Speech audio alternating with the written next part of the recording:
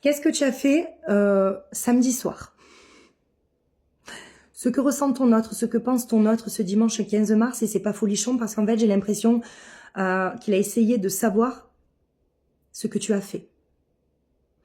On est encore dans la peur, d'accord, ton autre est dans la peur de te perdre, définitivement, de t'avoir perdu définitivement, d'accord? Là, on est vraiment dans la surveillance.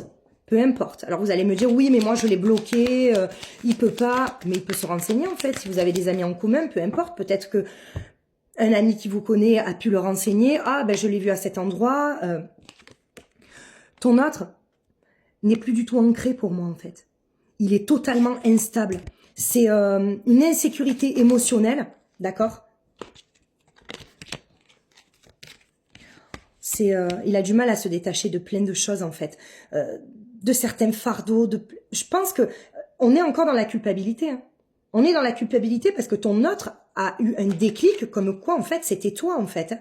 Il a eu le déclic qu'il a tout perdu en fait. Sans toi, il a tout perdu. Et on te parle de rêve, de désir quand même. Ton autre rêve et te désire en fait. Et parfois, vous savez, je vais vous dire quelque chose.